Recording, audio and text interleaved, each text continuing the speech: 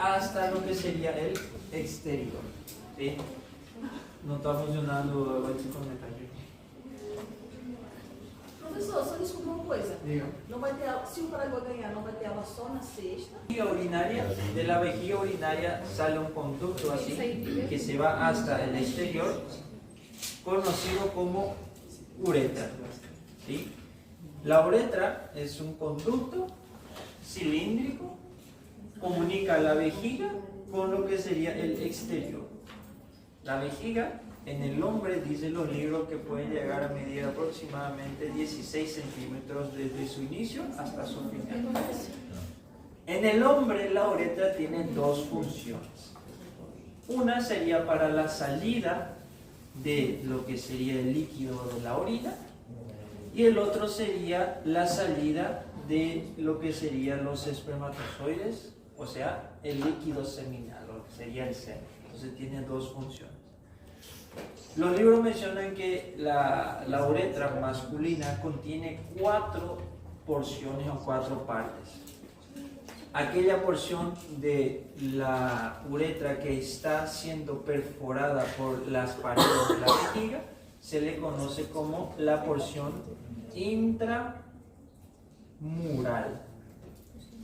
¿Sí? Es bastante pequeña, va a medir aproximadamente 1 centímetro solo. La otra porción es la porción cuando perfora lo que sería aquella glándula que vimos el día de ayer, que era, antes de ayer, perdón, lo que era la próstata. Entonces, esta porción donde ella perfora la próstata se le conoce como porción prostática, que va a medir ahí alrededor de 3 centímetros más o menos. Luego hay una pequeña porción, ¿sí?, que se encuentra a nivel de la parte membranosa, o la parte del bulbo, la parte del periné. A esta porción de aquí se le conoce como porción bulbo-membranosa, y también va a tener aproximadamente 1 centímetro solamente de esa porción. Y luego tenemos la porción que en este caso va a ser más larga, se le conoce como porción esponjosa, y esa es la que va a medir ahí entre 12 a más centímetros dependiendo de los kilómetros que tenga ahí el pene. Pero generalmente ahí hay alrededor de 12 centímetros según los listos. Entonces, la uretra contiene 4 porciones: intramural, prostática, bulbo membranoso, algunos simplemente le llaman de membranosa, y la otra esponjosa. ¿Sí? Lo interesante de ellos es que estas 3 porciones, intramural está siendo perforada por las estructuras de la vejiga. La prostática está haciendo o perfora lo que sería en el medio a la próstata. La parte bulbomembranosa es la porción que está al nivel del periné, y la porción esponjosa es la que justamente está siendo perforada por una parte del pene, que es un cuerpo eréctil, conocido como cuerpo esponjoso. Entonces, exactamente en el medio del cuerpo esponjoso estaría nuestra uretra. ¿Qué porción? Llamada porción esponjosa, que los libros dicen que tiene ahí alrededor de 12 centímetros aproximadamente. Perfecto. ¿Qué más tenemos que saber de la uretra? Que la uretra en el hombre, a diferencia de los uréteres, ¿recuerdan los uréteres? Aquel que comunicaba el riñón con la vejiga. ¿Recuerdan? Nuestro riñoncito así. Entonces, ese eran los uréteres. Y los uréteres tenían estrecheces, o sea, zonas del conducto que era más estrecha. ¿Sí? A diferencia de lo que sería nuestra uretra masculina, la uretra masculina tiene dilataciones, o sea, el tubo en vez de ser estrecho ella tiene dilatación. ¿Recuerdan las dilataciones, por ejemplo, que dimos en el duodeno? Dimos la ampolla, ¿sí? Entonces esas eran ejemplos de lo que vendría a ser una dilatación. En este caso, la uretra masculina también presenta 3 dilataciones. Me gustaría mostrarles a ustedes, por lo menos en esta imagen. Esta sería la primera porción intramural, esta sería la porción donde perfora a la próstata, esta sería la bulbomembranosa y esto sería la esponjosa. Como les dije, presenta 3 dilataciones. La primera dilatación lo vamos a ver a nivel de la próstata, por eso se llama dilatación prostática. ¿Por qué en esa parte hay una dilatación? Porque dimos la clase pasada que el conducto llamado deferente y la vesícula seminal, ellos se anastomosaban y formaban un conducto llamado eyaculador. Entonces, imagínense esa porción de la uretra, ella es más dilatada. ¿Por qué? Porque por ahí es donde vamos a encontrar la desembocadura de estos conductos eyaculadores. Entonces, la primera dilatación es a nivel prostático. La segunda dilatación es justamente a nivel de la membrana, a nivel del bulbo membranoso. ¿Por qué? Porque a ese nivel nosotros vimos también que había una pequeña glándula que parecía una semilla de un carozo pequeño, que tenía un conducto y que desembocaba en la uretra masculina, conocida como glándula bulbouretral, que esa glándula dijimos que tenía una función de secretar un líquido gelatinoso, viscoso, transparente, que ayudaba a lubrificar en el momento de la excitación, en el momento de la erección, lo que sería el canal de la uretra. ¿Para qué? Para que luego los espermatozoides y la vesícula seminal con su líquido seminal, entonces esos espermatozoides cuando entren aquí en la uretra no se encuentren con un ambiente ácido. ¿Por qué? Porque la orina es ácida. Entonces cuando el paciente hace pipí, esa orina pasa por la uretra y deja este conducto en un ambiente ácido. Y en el momento de una eyaculación, si el espermatozoide siente o tiene contacto con este ácido, ella es infuncional. Entonces, en un momento de excitación, lo primero que empieza a secretar es un líquido que viene de la glándula bulbouretral, que empieza a lubrificar este conducto de la uretra. Perfecto. Entonces, nuestra segunda dilatación es a nivel de la parte bulbomembranosa. Y la tercera dilatación se da justamente a nivel del glande. Nosotros vamos a ver que el pene tiene 2 partes eréctiles, 2 cuerpos llamados cavernosos y un cuerpo llamado esponjoso. Como el doctor Payo les dijo en la clase pasada, los 2 cuerpos cavernosos, derecho e izquierdo, llegan hasta un cierto punto, donde el cuerpo esponjoso, que sería solamente una y está hacia abajo, ella cuando llega a la extremidad del cavernoso, lo que hace este cuerpo esponjoso es dilatarse, formando lo que se conoce con el nombre de glande. Entonces la uretra que venía perforando a esta parte esponjosa, llega a un punto cuando ingresa al glande, ella tiene una pequeña dilatación. Por eso la tercera dilatación que encontramos de la uretra masculina se da a través del glande. Y pregunta, ¿para qué queremos saber estas dilataciones?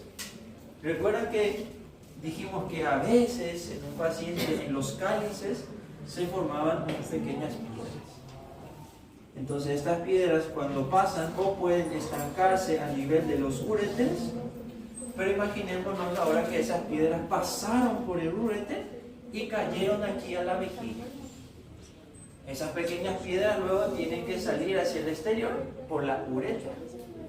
Entonces hay 3 partes en donde se puede también estancar o quedarse esa piedra ahí, a nivel prostático, a nivel de la parte bulbomembranosa o a nivel del glande, ¿sí?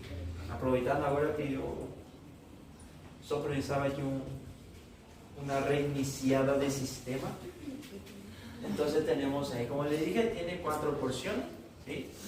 Intramural, prostática, membranosa y esponjosa, ¿sí?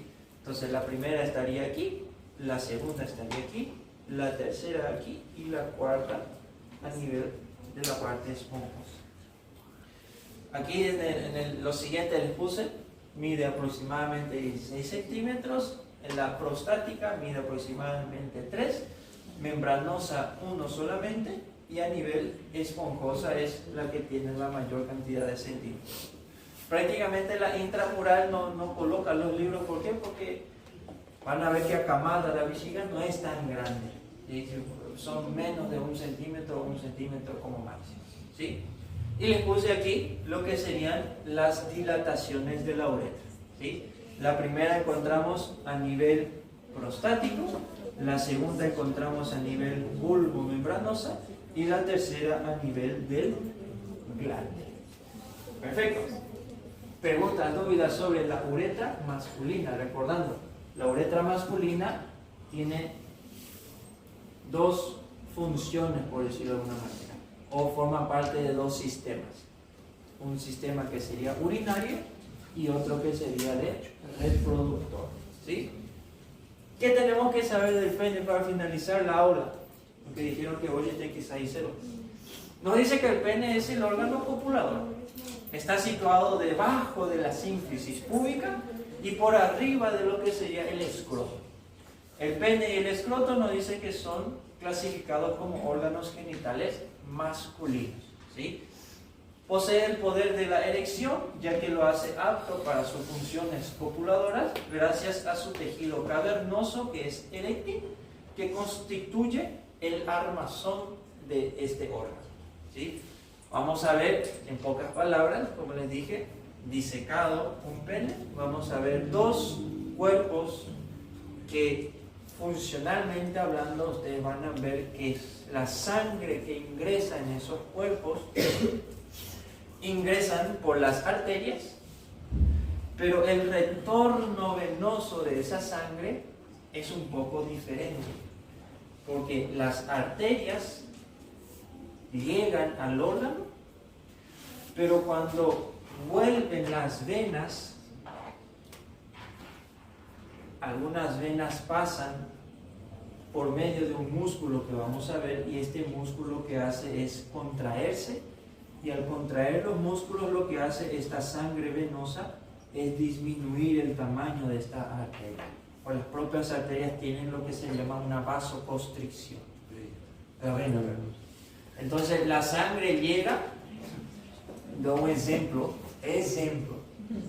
vamos a suponer que llega a 5 litros de sangre al pene, pero retorna solamente 2 litros. ¿A través de quién? Estamos hablando de los cuerpos eréctiles, en este caso los cuerpos cavernosos. La sangre va, pero en el retorno, ella retorna poca sangre, entonces como hay mucha sangre que va y poca que retorna, ahí es donde tenemos la erección. El otro cuerpo eréctil es lo que se conoce como esponjoso. Como lo dije, el esponjoso, ella va debajo, aquí, esponjoso va debajo de los cuerpos cavernosos. Cuando llega a la extremidad, ¿qué es lo que hace el cuerpo esponjoso? Se dilata, formando lo que conocemos como el glande. Aquí la sangre funciona normal como en otras partes del cuerpo. Entra 5 litros, ejemplo, 5 litros a nivel del cuerpo esponjoso, pero retorna también 5 litros de sangre. Entonces, lo que le hace que el pene tenga esa erección son los cuerpos eréctiles, principalmente los cuerpos cavernosos. Después van a ver que Existen situaciones de pacientes que tienen, por ejemplo, fractura de pene. Existe la fractura de pene y la mayoría de ellas se da a nivel del cuerpo cavernoso, ¿sí? Y esto también vamos a ver. Tiene también sus arterias dorsal del pene, etcétera, etcétera, que provienen directo de la ilíaca interna, ¿sí?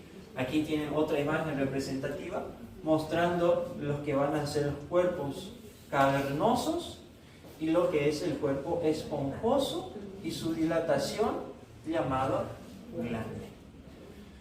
Esta imagen representativa les puse aquí a nivel pélvico. Recuerden que aquí está el hueso de la pelvis, específicamente la parte del hueso pubis. Aquí sería el isquion. Entonces, entre la parte isquiática y púbica existen músculos que van hacia el pene. Uno de ellos sería el músculo transverso profundo del perine, el otro sería el músculo isquiopúbico y el otro sería el músculo bulbomembranoso. La mayoría de las arterias que ingresan al pene llegan de la ilíaca interna y otras de la pudenda interna, pero el retorno de esa sangre, algunas de esas arterias y venas perforan este músculo llamado isquio cavernoso. Entonces este músculo se contrae y al contraer comprime estas arterias y venas. Entonces las arterias que llegan con mucha facilidad, pero en el retorno es donde ellas quedan un poco estancadas. Entonces ahí es donde tenemos la erección, ¿sí? Aquí misma cosa para mostrarles también otra porción de la uretra donde tenemos la dilatación, ¿sí? Lo que sería la parte de la dilatación de la uretra, y mostrarles lo que sería la parte vulvar y cómo está distribuido este músculo llamado músculo bulbo esponjoso, ¿sí? Que sería este de aquí. Entonces son músculos que ayudan y refuerzan a lo que sería la raíz del pene. Recordando que el pene dijimos que estaba su raíz o inicia el pene a nivel debajo del hueso de la pelvis. Entonces estos músculos también ayudan a que el pene quede ahí sujeta y formando lo que sería la raíz para luego ir al cuerpo y al nivel de la glande, ¿sí? Funcionalmente hablando. Y ahí tienen otra imagen mostrando músculo transverso, músculo isquio cavernoso y el bulbo esponjoso, ¿sí? Fisiológicamente hablando, después van a ver cómo funciona la erección fisiológicamente, van a ver estas vasoconstricciones que suelen tener en el momento de la excitación, etcétera, etcétera, ¿sí? Otra cosa también bastante importante que tienen que recordar es que el pene también tiene su superficie externa cubierta por la piel. Entonces, hay una zona de la piel que viene y envuelve a la parte del glande, ¿sí? Y tiene un pequeño orificio. Ese orificio se le conoce con el nombre de prepucio, ¿sí? Entonces la piel que envuelve a lo que sería la glande se le conoce con el nombre de prepucio. A veces usted puede tener pacientes en donde ese orificio del prepucio tiene mucha o mucho contenido de fibras, fibrina. Entonces no deja esa parte de la piel elástica. Entonces, ¿qué es lo que pasa? Cuando usted extiende la piel y dejar descubierto al glande, como es un orificio que es muy pequeño y está fibrizado, entonces generalmente no deja que el pene tenga lo que sería ese descubierto del glande, principalmente en pacientes cuando ya están en épocas de tener relaciones sexuales. Entonces pueden tener pacientes que vengan a urgencia con ustedes donde este prepucio, al tener un orificio muy pequeño aquí, entonces en el momento de la penetración a veces la piel se estica tanto en donde este orificio lo que hace es hacer descubrir al glande, pero como es un orificio muy pequeño, ese orificio viene y deja estrangulado al glande. Entonces son pacientes que vienen de forma urgente en donde tiene lo que sería esta emergencia. Y en el caso de que usted vea ya un glande necrosado, aquí hay que ir a ese. Entonces, está estrangulado, exactamente. Creo que son los judíos, si no me equivoco, los judíos desde niños ya se le quita ese prepucio. Existen adultos o lo que sea donde tienen lo que sería una fimosis, se le conoce como fimosis, y donde se hace una cirugía que se retira lo que sería esa piel y dejando al descubierto al glande. ¿Sí? Esa cirugía es higiénica, ¿sí? En el sentido de que cuando tenemos el prepucio, pues van a ver más adelante que este prepucio, si es que el pene no se lava correctamente, el prepucio secreta un líquido blanquecino, amarillento, pegajoso, y si ese no se lava constantemente, eso después va, por decir de alguna manera, ocasionar futuramente a ese paciente lo que sería un cáncer de pene. Y al realizar esa cirugía de retirar el prepucio, como ya no hay esa piel que está secretando ese líquido, inclusive es más higiénico a la hora de tomar baño, prácticamente ya se limpia por sí solo con el agua, entonces esa cirugía que se retira el prepucio para afuera, ¿qué es lo que hace?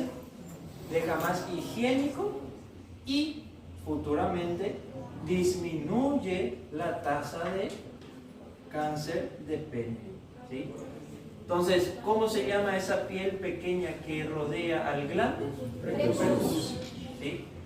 Ese orificio pequeño que puede que tenga el prepucio, que se le conoce como frenilio, pues el frenilio puede ser normal, en donde una chica ya da peli, él ya ha descubierto al pene, o a veces ese frenilio está muy fibrosado, entonces tiene un conducto muy pequeño.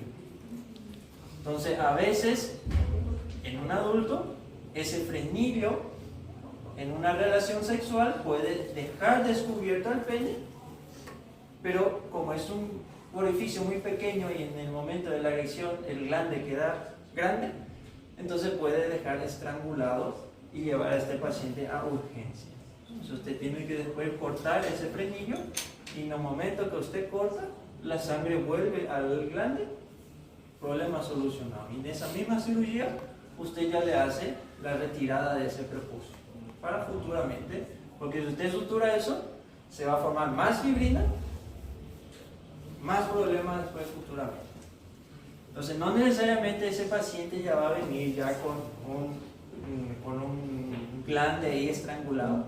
A veces el paciente viene a consultar y le dice: doctor o doctora, últimamente acabo de tener mi enamorada y estamos teniendo relaciones y yo estoy teniendo mucho dolor a la hora de la penetración. Entonces usted le dice: ¿por qué? No sé, hay una pelicía ahí que toda vez que chica doy. Y a varias causas. Entonces vamos a revisar. Y usted revisa y tiene un frenillo, ¿no?, muy pequeño. Entonces, ¿qué usted tiene que hacer? Mire, yo le sugiero a que usted consulte con un urólogo. Entonces el urólogo, ¿qué va a hacer? Va a ver que el frenillo del paciente está muy pequeño y le va a solicitar una cirugía para retirar ese prepucio, lo que sería una fimosis, ¿sí? Entonces se retira, se sutura, problema solucionado. ¿Ok? Entonces pueden tener futuramente este tipo de pacientes. O a veces también puede ser un recién nacido. Cuando el bebé nace recién nacido y uno de los primeros baños que o hace el médico o la mamá, usted cuando nace, usted ve un frenillo, usted retira la piel, deja descubierta al glande. Si deja descubierta al glande muy fácilmente, no hay ningún problema. Pero a veces usted da 5 camadas que contiene el pene, ¿sí? Estamos viendo aquí una imagen representativa de un corte coronal. Entonces podemos ver a los dos lados lo que serían los cuerpos cavernosos y en el centro el cuerpo esponjoso. Y alrededor vamos a ir teniendo sus envolturas, comenzando de piel, dartos, fascia superficial, profunda, y lo que sería la túnica albuquina. ¿Okay? A diferencia del escroto, recuerden que el escroto tiene dos camadas más, que va a ser la fascia espermática, perdón, que sería la fascia cremastérica y el músculo cremaster. Recordando que en el escroto hay 7 camadas, ¿sí? Pregunta de prueba y este también. Ahí tienen una disección para que puedan ver hacia los lados laterales lo que serían los cuerpos cavernosos, ¿sí? Estos serían los cuerpos cavernosos, y el que estaría aquí en el centro, el cuerpo esponjoso. Entonces adivinen qué orificio sería este. El orificio de la uretra. Y aquí también vemos lo que sería la túnica albuquínea, lo que sería la fascia externa, fascia profunda y superficial. Esta sería la parte del músculo dartus, y la parte más externa sería la parte de la piel. Estos orificios que están viendo aquí hacia los lados, este en el centro exactamente es la vena dorsal del pene, y estas dos que ven hacia los lados son los principales, que van a ser las arterias cavernosas, son las que van a dar esas raíces que van a ingresar directo al cuerpo cavernoso, ¿sí? Vamos a tratar de hacer también eso acá en nuestra morgue para que puedan ver los cuerpos eréctiles, cavernosos y por lo menos el esponjoso, y que puedan ver lo que sería el orificio de la uretra, ¿sí? Con relación a la vascularización, ¿sí? Nos dice que las arterias de la túnica provienen de la pudenda externa, que son ramas de la arteria femoral. Estamos hablando de la parte de la túnica, la parte un poquito más externa, más o menos lo que es la piel y la parte del dartos. Pero los cuerpos eréctiles provienen su sangre o su arteria de la pudenda interna, que la pudenda interna ya es rama de la ilíaca interna, ¿sí? El drenaje venoso nos dice que se clasifican en venas superficiales y profundas. Las profundas son las que retornan hacia las venas pudenda interna y que va a la ilíaca, y las superficiales son las que van hacia las túnicas, que nuevamente va a ir a la pudenda externa venosa, y que luego la venosa va a ir a la vena femoral. Retorno inverso. La inervación aquí tenemos de dos maneras: la genitofemoral e inguinal, que va a dar la parte de la sensibilidad, ¿sí? Y lo que sería el nervio de Herca o del plexo hipogástrico inferior es la que va a dar la parte del funcionamiento, específicamente de la erección, ¿sí? Con relación a los nervios. Y aquí les puse una imagen representativa para que puedan ver lo que sería la arteria pudenda interna. Esta sería pudenda interna, y que de la pudenda interna va a salir esas arterias que van a ingresar directamente al pene, a los cuerpos eréctiles, tanto cavernosos como esponjosos. Y esta arteria ilíaca externa que está viniendo aquí, luego da la arteria femoral, y una de las ramas de la arteria femoral es la pudenda externa, y la pudenda externa va a vascularizar más superficialmente lo que sería la parte de la piel, el dartos y el estómago. Perfecto. Retorno venoso, trayectoria inversa. Perfecto. ¿Alguna pregunta más? ¿Alguna duda más?